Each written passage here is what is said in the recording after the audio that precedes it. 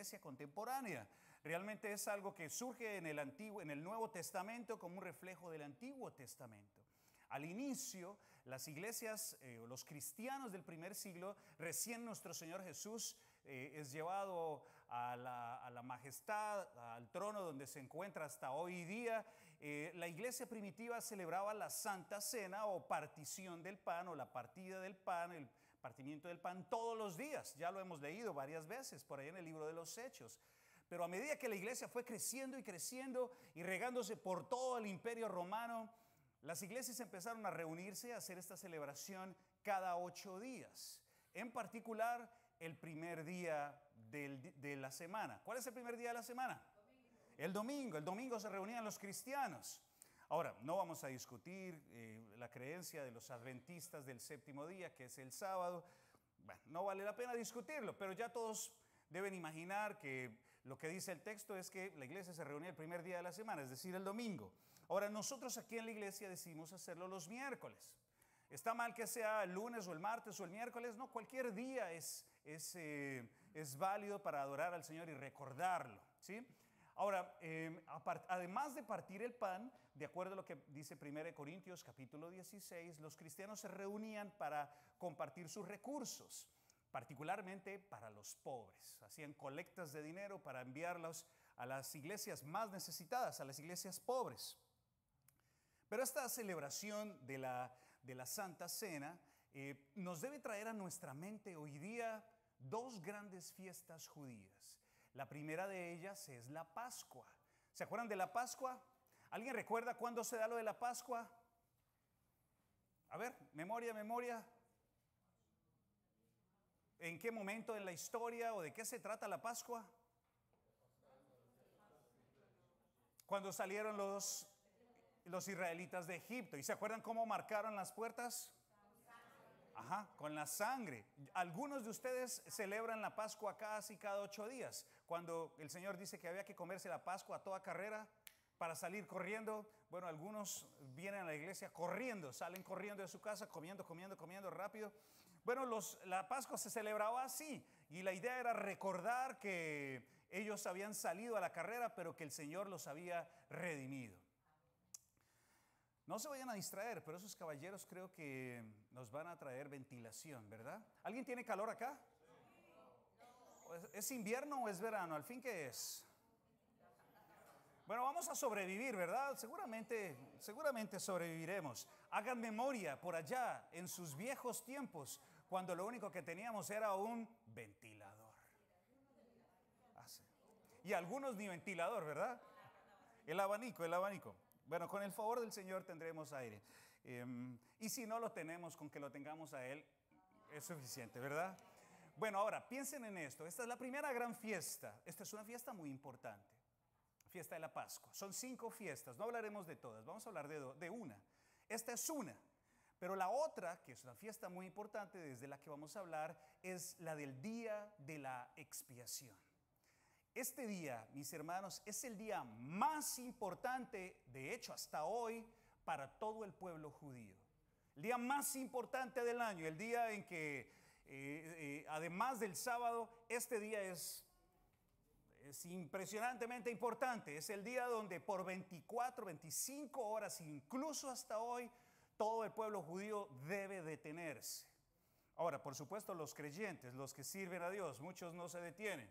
Pero es el día de la expiación, en hebreo se llama el Yom Kippur. Y ese día, mis hermanos, para este año es más o menos el 24 de septiembre.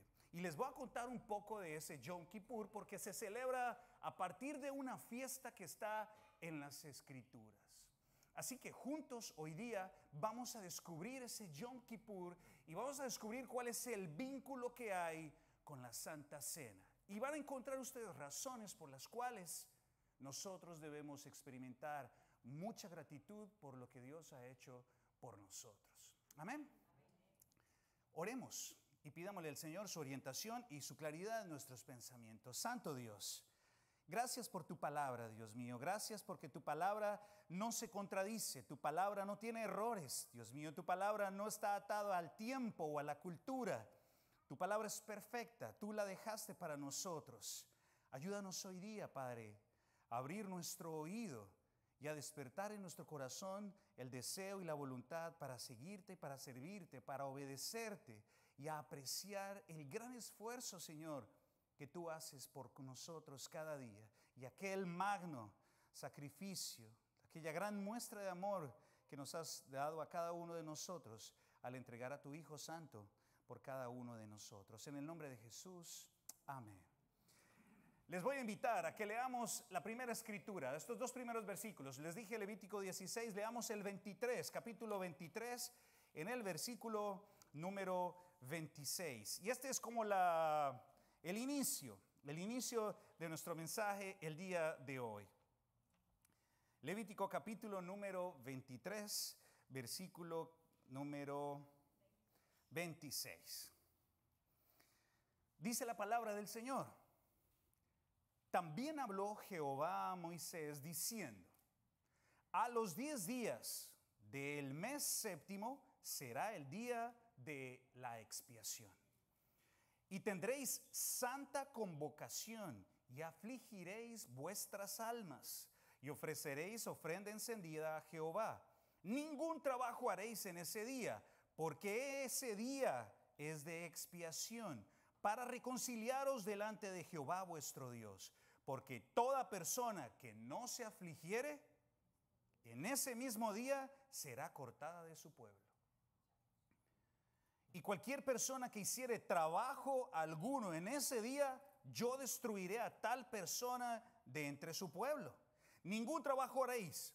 Estatuto perfecto es por vuestras generaciones, en donde quiera que habitéis.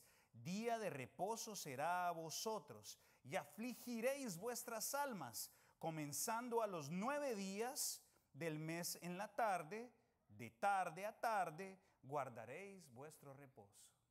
De tarde a tarde, ¿cuántas horas son? 24 horas, así es, 24 horas. Entonces, miren, mis hermanos, ¿qué hacían ellos? A ver, ¿qué nos dice la Escritura? ¿Qué hacían? Ayunar. ¿Qué más hacían? Orar, seguramente. Nada. No debían hacer nada. Eso es el reposo, quedarse quietos, no hacer trabajo alguno. Efectivamente, y fíjense las dos palabras que aparecen allí en el texto.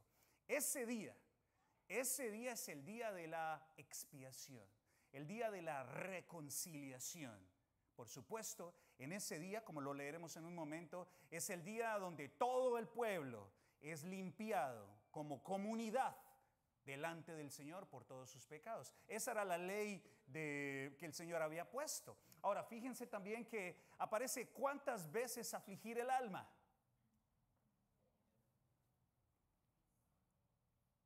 ¿Cuántas veces leen ustedes?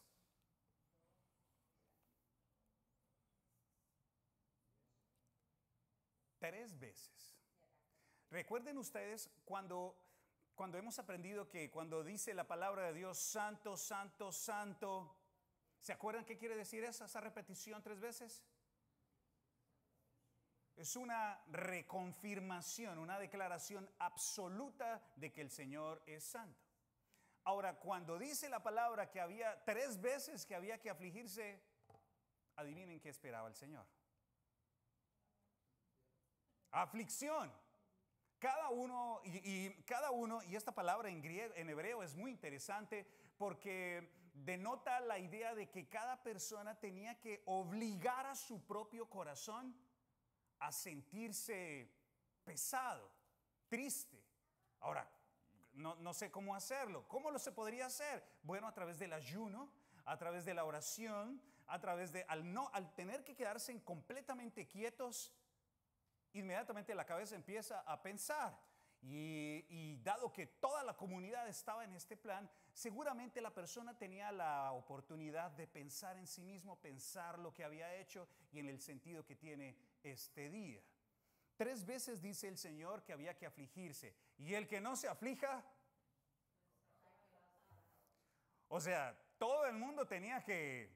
Ahora imagínense ese día. Yo no sé cómo sería, pero toda la gente caminando, los que caminaban, de pronto todos estaban cargados o de pronto como algunos judíos les gustaba mostrarse mucho, de pronto andaban, ¿no?, súper pálidos o desarreglados o cosas así, yo no sé, pero la idea que tenía el Señor era llamar a cada individuo a que oprimiera su corazón.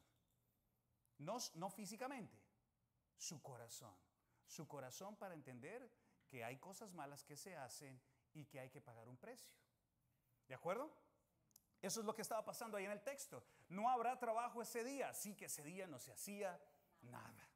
Todo el mundo estaba descansando, era un día de reposo. Ahora, aproximadamente 24 horas. Ahora, quiero llamar su atención a algo. Y esto es algo que nos debe hacer reflexionar. Dios determina la forma en la que el hombre debe honrarle. No es el hombre quien determina cómo quiere adorar a Dios o cómo quiere acercarse a Dios. Es Dios quien dice, ustedes deben hacer esto otro, deben presentarse así, no deben hacer esto, no deben hacer lo otro. El hombre no estaba, ni está hoy día, ni debe estar en el plan de inventar o renovar o actualizar o ajustar. Lo único que debe hacer es obedecer. ¿Cómo desea el Señor que yo me presente delante de Él? Sin duda, Él nos ha dado ciertas libertades, ¿no? Muchas libertades. De hecho, y voy a poner un par de ejemplos, hay comunidades cristianas o hay cristianos que adoran al Señor con danza. Fantástico. Con banderas. Increíble. Hay otras comunidades que usan un velo en su cabeza, las damas. Fantástico. Hay hombres que se sientan, hombres a la derecha y mujeres a la izquierda. Buenísimo. Todas estas cosas pueden ser útiles, pero realmente son simplemente accesorios a lo que es central para Dios, que es nuestro corazón. Podemos hacer todas estas cosas y podemos tener luces o personas adorando y todo, pero lo que a Dios le agrada, lo que Dios busca, eso solamente lo puede dar cada uno. Y es un espíritu humilde, humillado, sencillo, delante de su presencia. Eso es fundamental y eso tenemos que tenerlo muy en cuenta. El hombre no está ni debe estar en la tarea de inventar, renovar, actualizar, ajustar o decir que tenemos que hacer esto para adorar a Dios. No, el Señor es quien determina cómo quiere que nosotros le adoremos. Porque, como lo hemos dicho varias veces, al final del día, todo esto que hacemos es para Él, no para nosotros. ¿Están de acuerdo conmigo? Muy bien.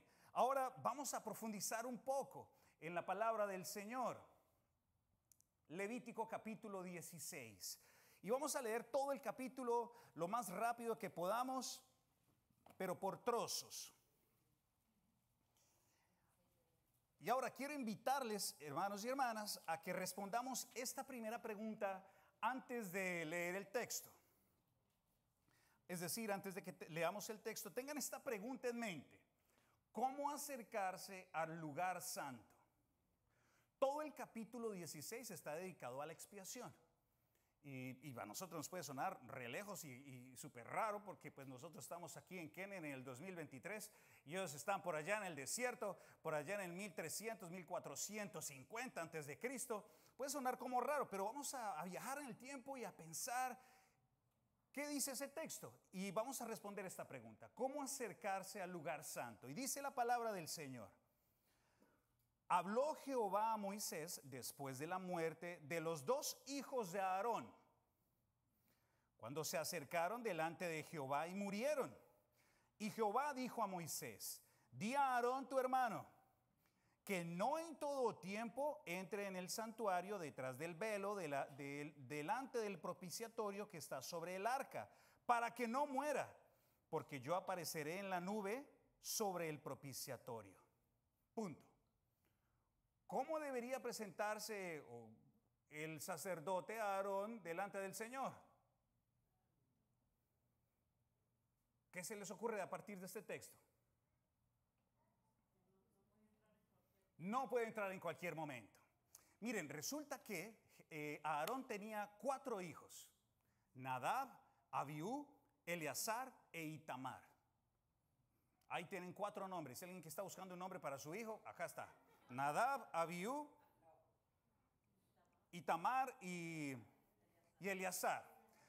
Un día, 2 de estos muchachos tuvieron una brillante idea. ¿Qué hacemos hoy? Vamos a adorar al Señor. ¿Y qué hacemos? No, pues agarremos estos incensarios, le metemos candela a este asunto y nos vamos a presentar delante del Señor. Agarraron ellos los incensarios y empezaron a darle, ¿no?, a adorar al Señor. Y el Señor vino y les quitó la vida a los 2. Eso está en Levítico 10. Y Aarón se puso mal, ¿no? Bueno, seguramente se puso mal porque el Señor le dijo que no se pusiera mal. La cosa es que ellos habían hecho algo que no se les había pedido que hicieran. ¿Fue una buena idea? Seguramente sí, adorar a Dios conforme ellos pensaban. Entonces Dios le dice a Moisés, mira, dile a tu hermano, que es el sumo sacerdote, que no se le ocurra aparecerse por aquí cuando se le antoje, porque puede morir. ¿Cómo el Señor va a hacer eso con el sumo sacerdote? Bueno, Él es Dios y nosotros somos simplemente criaturas. Hasta Aarón, el sumo sacerdote, tenía que simplemente bajar la cabeza y obedecer.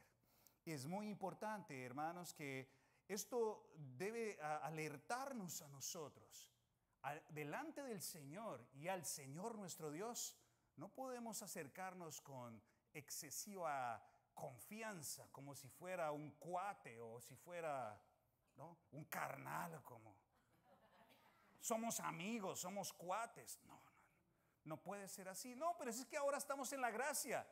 En la gracia o en la ley o en la que tú estés, tú no puedes llamar a tu papá por su nombre o por su apodo, ¿o sí? Yo he visto aquí varios hijos cómo se refieren a sus padres, con sumo respeto. Yo tengo un profesor que de pronto ya vino a predicar acá, él se llama William Warren, y todos le dicen Bill. Yo le digo profesor o doctor. Yo no puedo decirle Bill. Hey, Bill. Hey, dude. Él es el profesor y yo soy el alumno. Eso lo tengo muy claro en mi cabeza. A varios les he dicho, aquí hermanos, por favor no me llame pastor, dime Fabio. Eso entra por una oreja y sale por la otra. Los hermanos. Ahora, ¿por qué? Porque no se sienten los hermanos en la confianza de llamarme por mi nombre. Está bien, ya dejé de luchar con esa idea. Pero llamar a Dios como si fuera un cuate o no, si fuera Chuchito, ¿no? Mi pata o mi pana o mi amigo o no, tenemos que recordar, porque ese mismo Dios que estamos leyendo acá es el mismo Dios que está hasta hoy. ¿Están de acuerdo conmigo? Dios no ha cambiado, Dios sigue siendo el Santo, el Altísimo, que ahora nos haya dado cierto grado de confianza. No nos da a nosotros la vía libre o la licencia para pasarnos de confianzudos.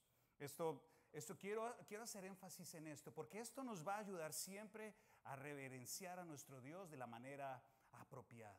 ¿De acuerdo?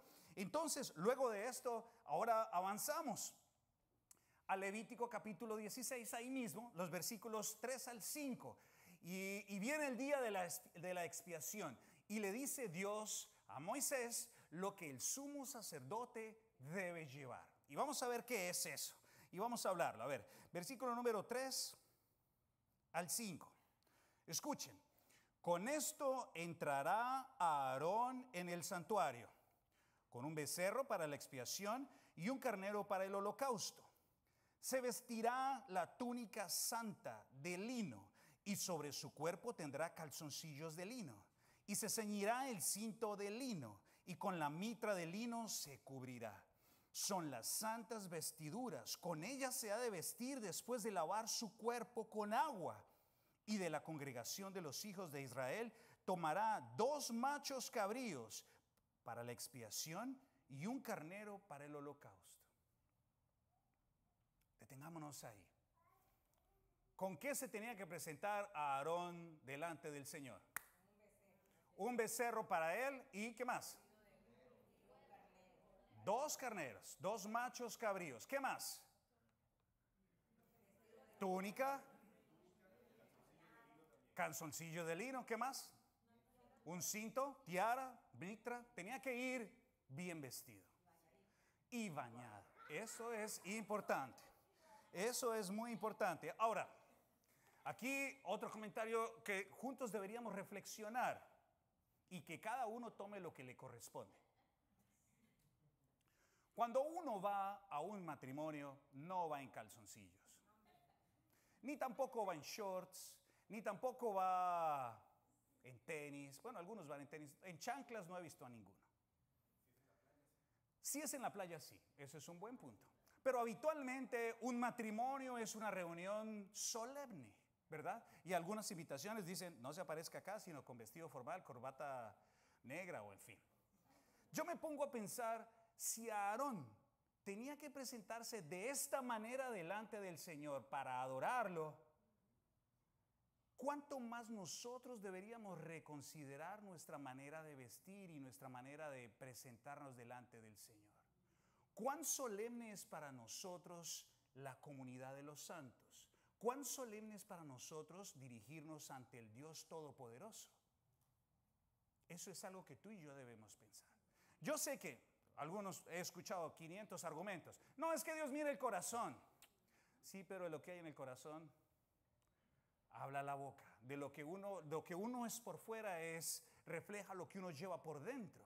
Entonces, esto debería hacernos reflexionar un poco. Ahora, no voy a dar un código de vestido, ni de ética, ni de nada de estas cosas. Yo tomé, gracias a Dios, tuve unos hermanos que me enseñaron, recién me convertí, en que al Señor debía yo darle lo mejor cada vez que me acercaba a Él. Entonces acostumbré a vestirme lo mejor que podía el día domingo. Por eso ustedes hasta esta fecha me ven usando corbata el domingo, aunque predique o no predique. ¿Por qué? Porque creo que es el día en el que me reúno con mis hermanos y me esfuerzo por vestirme lo mejor que pueda. Ahora, aquí entre nos, ese día me baño. Todos los días me baño, pero ese día tengo que ir con la camisa planchada. Yo preparo mi ropa con anterioridad. Ahora, ¿tienen que seguir mi ejemplo? Pues no, en absoluto. Cada uno puede vestirse como ustedes gusten. Pero quiero indagar y llamar su atención a la actitud que este hombre tenía. Y escuchen bien, esto no es algo que nace del corazón de Aarón. ¿De quién nace? Dios dice, no te vayas a presentar aquí como te presentas allá afuera. Ese día tienes que bañarte. Y ese día tienes que vestirte bien. Con esto. Ahora piensen ustedes, hermanos y hermanas. Si decimos que el Señor es nuestro Señor, ¿no deberíamos saber darle lo mejor? Nuestro hermano Nelson predicó el domingo y una frase que me quedó en la cabeza dando vueltas. ¿Cómo puede uno llamar a Jesús Señor y seguir gobernándose a sí mismo? No se puede. O se gobierna uno a sí mismo o Dios lo gobierna a uno. Considérenlo, por favor, porque es algo que nos puede ayudar a pensar en nuestra relación con Dios. Ahora, continuemos, mis hermanos, porque el tiempo nos apremia. Ya tenemos más o menos cómo el hombre se está presentando y todo esto. Y dice la palabra ahora en el versículo 6. Y vamos a ir hasta el versículo 14. Y aquí vamos a ver cuál es la función de esos machos cabríos y vamos a entender un poco más cuál es la mecánica del día de la expiación. El versículo número 6. Y hará traer a Aarón al becerro de la expiación que es suyo, y hará la reconciliación por sí y por su casa. Después tomará los 2 machos cabríos y los presentará delante de Jehová a la puerta del tabernáculo de la reunión. Y echará suertes a Aarón sobre los 2 machos cabríos, una suerte por Jehová y otra suerte por Azazel. Y hará traer a Aarón al macho cabrío sobre el cual cayere la suerte por Jehová, y lo ofrecerá en expiación. Mas el macho cabrío sobre el cual cayere la suerte por Azazel, lo presentará vivo delante de Jehová para hacer la reconciliación sobre él, para enviarlo a Azazel al desierto. Y hará traer a Aarón al becerro que era para expiación suya, y hará la expiación por sí y por su casa, y lo degollará en expiación el becerro que es suyo. Después tomará un incensario lleno de brasas de fuego del altar de delante de Jehová y sus puños llenos de perfume aromático molido y lo llevará detrás del velo y pondrá el perfume sobre el fuego delante de Jehová. La nube del perfume cubrirá el propiciatorio que está sobre el testimonio para que no muera. Tomará luego la sangre del becerro y la rociará con su dedo hacia el propiciatorio, al lado oriental. Hacia el propiciatorio esparcirá con el dedo 7 veces de aquella sangre. Después degollará el macho cabrío en expiación por el pecado del pueblo y llevará la sangre detrás del velo adentro. Y hará de la sangre como hizo con la sangre del becerro y la esparcirá sobre el propiciatorio delante del propiciatorio. Ok, vamos a detenernos ahí. ¿Qué pasó con estos dos machos cabríos? Ajá, había que ¿qué? Echar suertes. Ok, echar suertes. Aquí estamos hablando de echar suertes. ¿Una suerte es para quién? Y la otra, Azazel. Azazel. ¿Quién es Azazel? Ya vamos a hablar de Azazel. Pero antes de eso, un punto importante, hermanos. Él tenía que traer un becerro para ofrecer expiación ¿por quién? Por él mismo. Escuchen esto porque esto vamos a saltar ahora al Nuevo Testamento y se van a dar cuenta que este hombre no era perfecto. Hasta el sumo sacerdote pecaba y tenía que buscar reconciliación con el Señor. ¿De acuerdo? ¿Alguien recuerda que en Arkansas, en el año 2018, un grupo de una iglesia satánica llevó una estatua como esta, esta estatua y la puso frente al Capitolio? Esto sucedió en protesta porque un senador por allá hace muchos años hizo un monumento con los 10 mandamientos y los puso frente al Capitolio de Arkansas. Entonces estos satánicos dijeron, bueno, si ponen los 10 mandamientos, pues también pónganos aquí a esta imagen. Quiero que noten a qué se asemeja este muchacho que ven ustedes acá. A un cabro, muy bien. Un macho cabrío. Ahora, la construcción del demonio o de Satanás, por supuesto, es una construcción nuestra. Porque te puedo asegurar que quien ve al demonio se muere del susto tan salvaje. Ahí queda seco. No hay manera de verlo y quedarlo vivo. No me lo puedo imaginar. Entonces el hombre se ha inventado esta imagen del demonio para intentar ponerle un rostro. Y si ustedes se fijan, hay algunas señales acá. Este personaje es un macho cabrío y miren sus patas. De pronto ustedes recuerdan que a veces lo presentan como un cabro que anda en 2 patas y sus patas son como pezuñas, ¿se acuerdan? Algunos de nosotros podríamos asustarnos, pero no, Satanás está de otras maneras. Ahora quiero notar antes de continuar algo interesante. ¿Quiénes están a su lado? ¿Por qué niños? ¿Por qué no mujeres desnudas u hombres desnudos? Eso es algo que juntos deberíamos considerar. Los niños son más fáciles de influenciar, los niños están vulnerables, los niños creen. Y además este personaje tiene algo por acá. Medicina, así es. Es el símbolo de Asclepios, creo que es el nombre del dios griego de la salud. Recuerden ustedes, hermanos y hermanas, que ya lo hemos leído en las Escrituras. Hasta el demonio se viste de ángel de luz, de ministro de luz, para engañar a todo el mundo. Entonces, si alguien dice que está buscando un milagro y encuentra un milagro porque fue a esto o a lo otro, bueno, abra bien sus ojos. Porque Satanás también hace milagros. Recuerden ustedes que en Mateo capítulo 4, Satanás le ofrece a nuestro Señor y Dios todas las riquezas del mundo. Lo único que tenía que hacer es adorarlo. Así que si eso se atrevió a hacer con el Señor de señores, el Rey de reyes, ¿qué hará con nosotros? ¿Qué no pondrá delante de nosotros para que renunciemos a nuestra fe? Ahora, ¿quién es Azazel? Es muy interesante notar que este cabro es enviado al desierto para Azazel. Hay tres ideas sobre lo que es Azazel. Los judíos, por allá intentando ponerle un rostro a Azazel, dijeron que era un demonio. Un demonio que trabajaba con otro demonio, se me escapa el nombre en este momento, que era jefe de una banda de 200 demonios y andaban haciendo destrozos. Pero eso es una construcción judía. Otros piensan que es simplemente el lugar a donde este cabro, este macho cabrío, era lanzado en el desierto. A ese lugar, algunos judíos dicen ellos, ¿no?, que esta ceremonia se convirtió en que el hombre que llevaba al macho cabrío se acercaba hasta una colina y lo empujaba y lo lanzaba. Entonces Azazel, el lugar era Azazel y el pobre macho cabrío por ahí daba vueltas y ¡pah!, caía. ¿Cuál era la idea? De que ese macho cabrío no se devolviera al campamento. Porque si se devolvía al campamento, ¿qué volvía con él? El pecado que le habían delegado a él. Algunos judíos también acostumbraron colocarle una cinta roja en la cabeza para identificarlo. Ahora, donde al pobre lo encuentren por ahí, yo creo que el judío que lo encuentre, lo ejecuta al animal.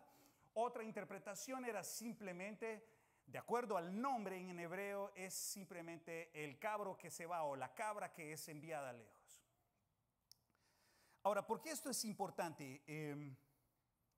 ¿Quién elige cuál de los dos cabros? Al azar, Dios mismo. Dios elige cuál de los dos. Y esto es una disciplina, una metodología que no hace el hombre. Es Dios el que le dice, voy a escoger a este vas a expiar y este otro se va a ir. Cuando la persona, como lo vamos a leer ahora, el sumo sacerdote ponía las manos sobre él, los pecados se iban del afuera, no se pasaban ahí a los pecados al cabro y se iba. ¿Dónde se iban los pecados? Ya no estaban, se iban, ya no estaban allí, pero los judíos quedaban con la idea, ¿y si se devuelven los pecados? Tenemos que hacer algo y modificaron un poco el asunto. El pecado se enviaba lejos, pero no era sanado o saldado del todo. Esto es muy importante. Ahora, muy bien, vamos a avanzar hasta el versículo 15 al 22. 15 al 22, y aquí ya vamos hacia el final de esta parte que les quiero mencionar. 15 al 22. Dice, y voy a leer desde el versículo 16, vamos a leer desde el 16 al 22. Dice, así purificará el santuario a causa de las impurezas de los hijos de Israel, de sus rebeliones y de todos sus pecados. De la misma manera hará también al tabernáculo de reunión en el cual reside en medio de sus impurezas. Perdón, entre ellos en medio de sus impurezas. Ningún hombre estará en el tabernáculo de reunión cuando él entre a hacer la expiación en el santuario hasta que él salga y haya hecho la expiación por sí, por su casa y por toda la congregación de Israel.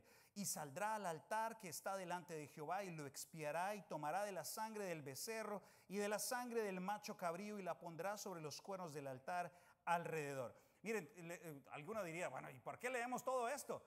Todos estos detalles fueron puestos allí por el Señor, porque Él estaba esperando que esto se hiciera al pie de la letra. No se podía hacer como Él quería, como la gente quiere. Tenía que ser como Dios demandaba. Ahora dice, y esparcirá, versículo 19, sobre él la sangre con su dedo 7 veces, y lo limpiará y lo santificará de las inmundicias de los hijos de Israel. Cuando hubiere acabado de expiar el santuario y el tabernáculo de reunión, hará traer al macho cabrío vivo.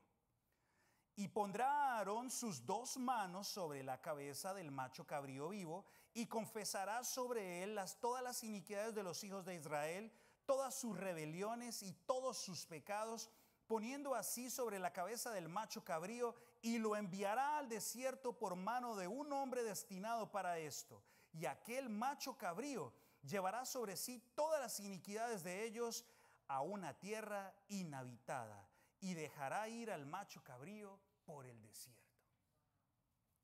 Entonces ahora imagínense la comunidad, ese día había fiesta. Al final había un shofar, es decir, se tocaba la trompeta, luego salía el sumo sacerdote, después de haber hecho la expiación, se quitaba la ropa santa y se ponía su ropa normal. Y aquí se veía que el pecado de todo el pueblo se había ido. Pero esto sucedía y debía tener lugar una vez cada año. ¿Y por qué les digo esto? Porque no había esa facilidad de obtener el perdón de los pecados por toda la comunidad de un momento a otro. Había que esperar un año para que toda la comunidad y el santuario fueran expiados. Los pecados eran arrojados lejos, iban al desierto y ya no estaban. Pero ¿cada cuánto peca el ser humano? Todos los días, todos los días. Entonces, luego vienen una cierta cantidad de elementos acá, entre ellas que el templo es destruido y vuelto a reconstruir. Y ahora quiero avanzar un poco hacia el final y llamar su atención hacia el capítulo número 3 del libro de Zacarías. Ahora ya llegamos a Levítico, que está por allá bien atrás. Ahora vamos a avanzar muchísimo en los años. Nos quedan un par de escrituras por explorar. En el libro de Zacarías, en el capítulo 3. Este libro de Zacarías se da poco antes del silencio del Señor. Ya han pasado tantas cosas, el pueblo ya fue al exilio, ya sacaron a Israel de su tierra, ya regresaron. Y aquí hay una palabra del Señor, del ángel del Señor, a Josué, que es el sumo sacerdote de aquel entonces, y le dice, el ángel de Jehová amonestó a Josué diciendo, así dice Jehová de los ejércitos, si anduviereis por mis caminos y si guardares mi ordenanza, también tú gobernarás mi casa y también guardarás mis atrios, entre estos que están aquí te daré lugar. Escucha pues ahora, Josué, sumo sacerdote, tú y tus amigos que se sientan delante de ti, porque son varones simbólicos. He aquí, yo traigo a mi siervo el renuevo, porque he aquí que aquella piedra que puse delante de Josué, sobre esta única piedra hay 7 ojos. He aquí yo grabaré su escultura, dice Jehová de los ejércitos, y quitaré el pecado de la tierra en un día. En aquel día, dice Jehová de los ejércitos, cada uno de vosotros convidará a su compañero debajo de su vid y debajo de su higuera. Saben, todas estas metodologías, todos estos procesos que había ordenado el Señor, en algún momento se expiraron. Se expiraron porque ya no hubo sumo sacerdocio, ya no hubo templo, ya no hubo devoción. Entonces el Señor empieza a anunciar algo importante. Un día yo enviaré a mi renuevo. Un día quitaré el pecado de todo el mundo, no solamente de la nación de Israel, quitaré el pecado de todo el mundo en un día. Un día. Y será algo que Él hará, no que el ser humano podrá hacer. Y ahora, unos años después, miren estas palabras. Al día siguiente, Juan vio a Jesús que se acercaba a él y dijo, aquí tienen al Cordero de Dios que quita el pecado del mundo. Imagínense esto. Miren todo esto de Azazel, de la expiación, de cómo el sumo sacerdote tenía que poner las manos sobre su becerro y cortarle el cuello para que fuera sacrificado por perdón. Y ahora el Señor dice, ya vamos a quitar todo esto y yo voy a proveer el cordero. Yo voy a proveer un cordero único. Y ese cordero es Jesús nuestro Señor, que quita el pecado de todo el mundo.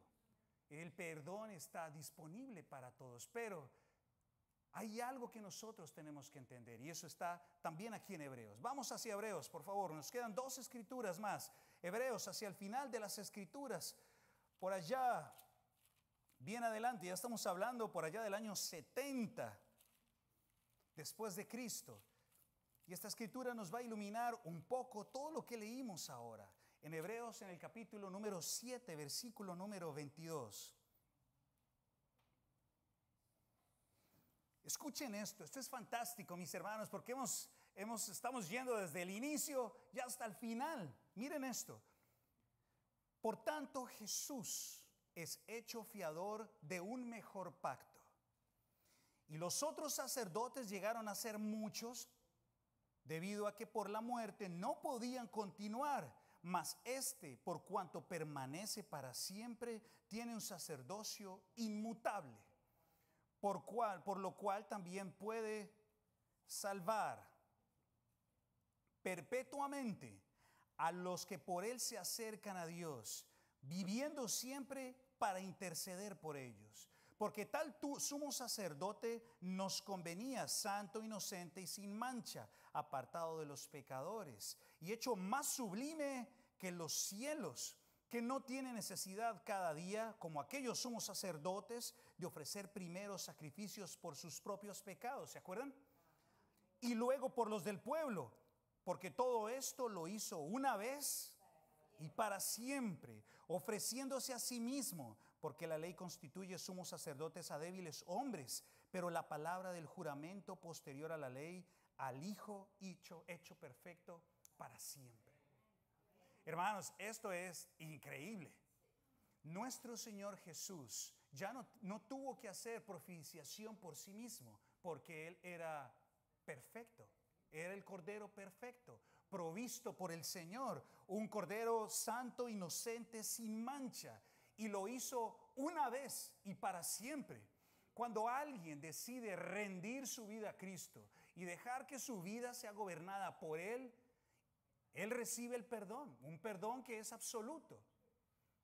Pero un momento, así como ellos en el Antiguo Testamento volvieron a pecar después del día de la expiación, pues nosotros, a pesar de volver a Cristo, también volvemos a pecar muy seguramente al otro día de nuestra conversión.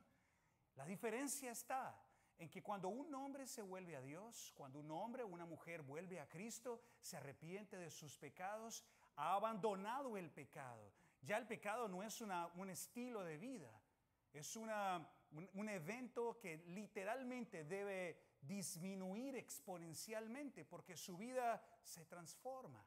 Pero hay una respuesta que reclama tanta gracia y tanto trabajo del Señor. Todo esto lo ha hecho Él. Cristo es la respuesta a nuestra necesidad y la respuesta a nuestra gran angustia, a nuestra gran ansiedad, nuestro deseo de sanación, de sanidad. Y hay un propósito, y con esto quiero concluir el mensaje. El propósito está acá, en Primera de Pedro. Y esto nos puede ayudar, mis hermanos, a recordar cuál es el sentido de la vida del cristiano. Si alguien aquí llegó a la fe en Cristo o quiere llegar a la fe en Cristo, debe recordar estas palabras de nuestro Señor Jesús, de nuestro Señor Jesús a través del hermano Pedro. Versículo 21 del Primera de Pedro, capítulo número 2. ¿Están allí conmigo? Dice la palabra, escuchen esto. Y ustedes que son cristianos, igual que yo, pues para esto ustedes fueron llamados, porque también Cristo padeció por nosotros, dejándonos un ejemplo para que sigamos sus pisadas, el cual no cometió pecado, no hizo pecado ni se halló engaño en su boca, quien cuando le maldecían no respondía con maldición, cuando padecía no amenazaba, sino que se encomendaba la causa al que juzga rectamente, justamente, quien llevó él mismo nuestros pecados en su cuerpo sobre el madero, para que nosotros, estando muertos a los pecados, vivamos a la justicia, y por cuya herida fuisteis sanados, porque vosotros erais como ovejas descarriadas, pero ahora habéis vuelto al pastor y obispo de vuestras almas. Hermanos, nosotros ahora hemos sido liberados para que sigamos el ejemplo de Cristo, para que sigamos sus pisadas, para que vivamos una vida en rectitud y para que tengamos una vida nueva. ¿No nos sentiremos nosotros liberados? Pues yo espero que sí, hermanos, porque Dios ha sido el que ha provisto la esperanza para nuestras almas. Ahora, si ustedes se dan cuenta, algunas personas piensan que el cristianismo es de prohibiciones. El cristianismo es no beber, no bailar, no escuchar nada. Es como si lo metieran a uno en una caja cerrada. Es cierto, cuando tú obras por culpa, cuando tú no ves al Cristo que te está dando vida y lo único que ves son los placeres de este mundo. Pero cuando alguien como yo y como algunos de ustedes que han estado sumergido en el pecado, que ya sabe lo que es meter la pata por el alcohol o por la inmoralidad o por los vicios, encuentra una luz de esperanza que le rompe la cadena y lo libera a una vida plena, dejar algunas cosas es un favor. Es un favor que alimenta nuestras almas. Ahora, hermanos y hermanas, ustedes pueden caminar libres por la calle. Pueden caminar libres porque nadie los acusa. Si ustedes mueren hoy y le piden, están en paz con Dios, han pedido perdón por sus pecados, con seguridad ustedes van a estar con Dios.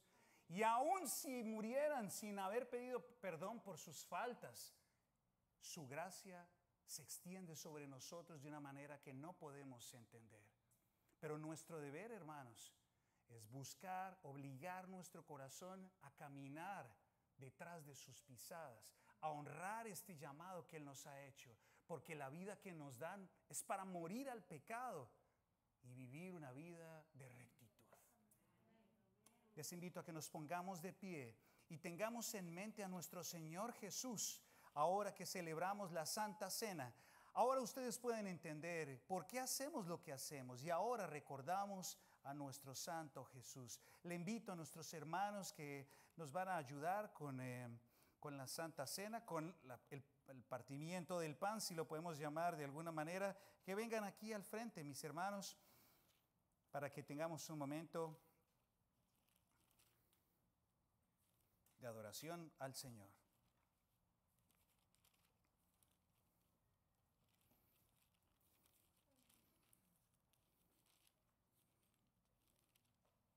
Por favor, inclinen sus rostros y tengamos un momento para atenuar nuestros corazones y pensar en lo que hemos hablado en esta noche.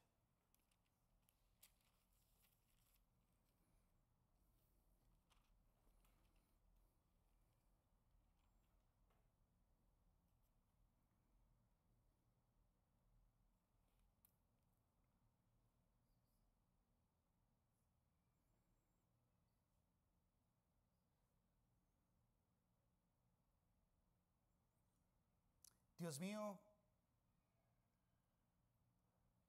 un día los pecados del pueblo se veían marchar sobre un carnero que iba al desierto, donde nadie lo volvería a ver, Señor.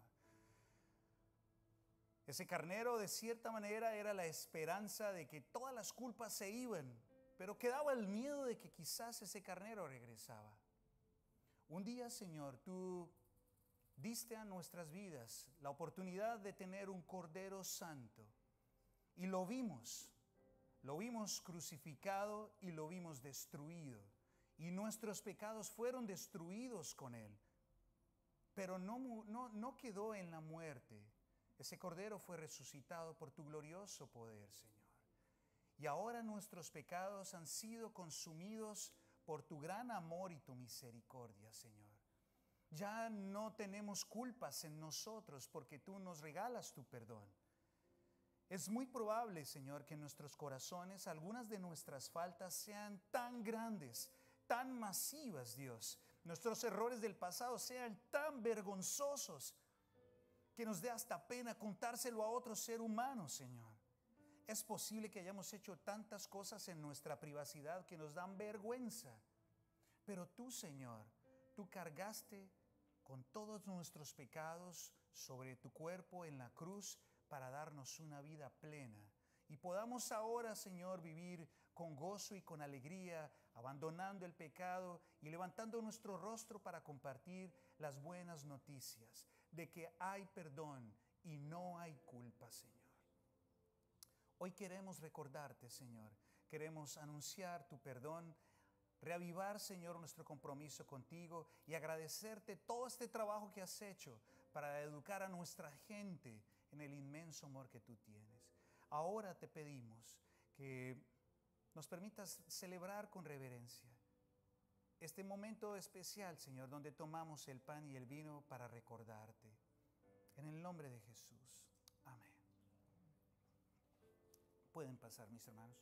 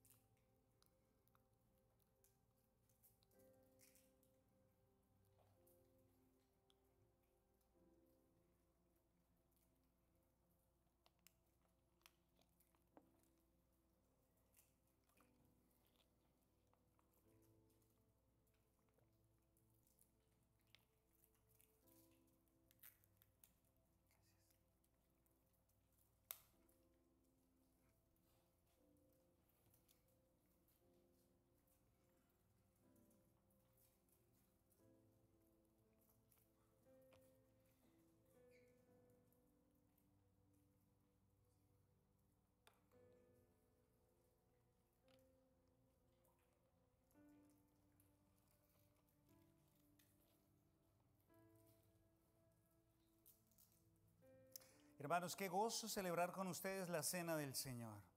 Qué gozo celebrar que un día fuimos rescatados y que nuestro Señor vive para siempre y está con nosotros hoy día y estará con ustedes esta noche y mañana y todos los días de la semana.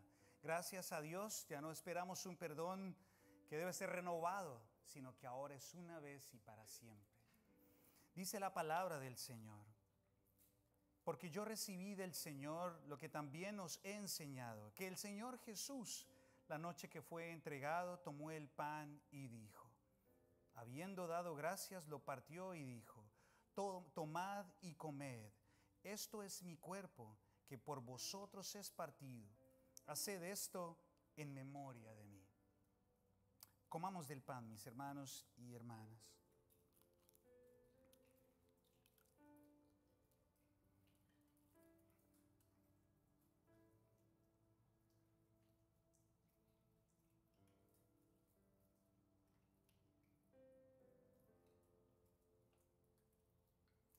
Asimismo tomó también la copa, después de haber cenado, y dijo, esta copa es el nuevo pacto en mi sangre.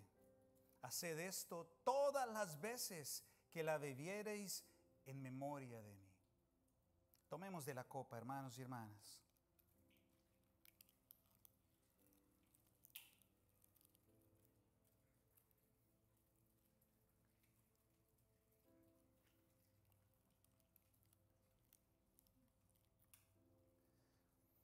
Así pues, todas las veces que comiereis este pan y bebiereis esta copa, la muerte del Señor anunciáis hasta que Él venga. ¿Cuándo vendrá el Señor, mis hermanos? Pronto, hasta que el Señor regrese.